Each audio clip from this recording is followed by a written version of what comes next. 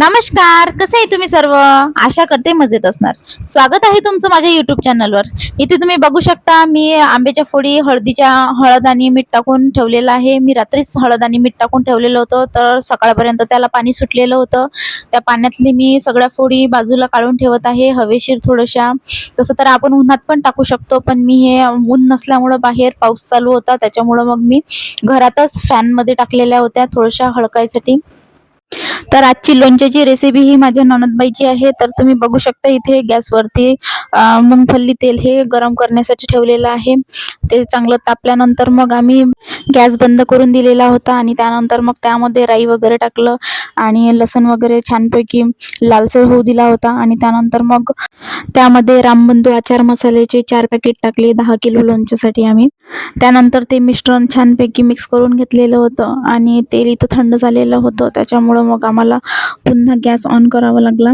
तेही आम्ही मंद आचेवर ठेवलेला होता. त्यामध्ये मग आम्ही हळद, तिखट आणि मीठ टाकलेलं होतं चवीप्रमाणे.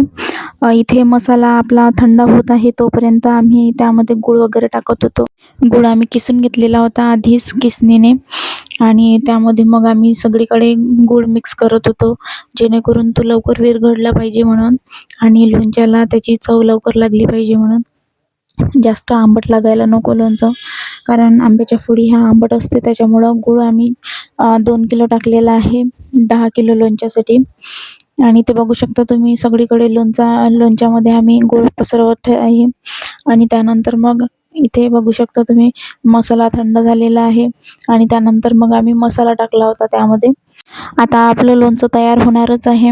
तर इथे बघू शकता तुम्ही हे सगळं मिश्रण एकजीव करून घेत आहेत ताई आणि त्यानंतर मग हे असंच रात्रभर ठेवायचं आहे.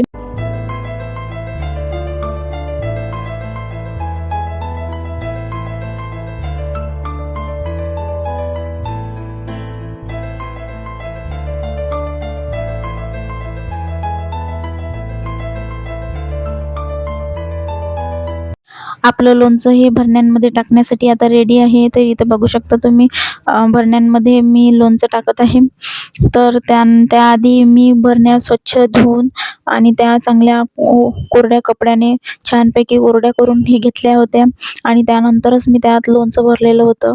तर आजच्या लोणच्याची रेसिपी तुम्हाला कशी वाटली ते मला नक्की कॉमेंट करून सांगा आणि तुम्ही कशा पद्धतीने करता तेही मला कॉमेंट करून सांगा. भेटूया पुढच्या ब्लॉगमध्ये.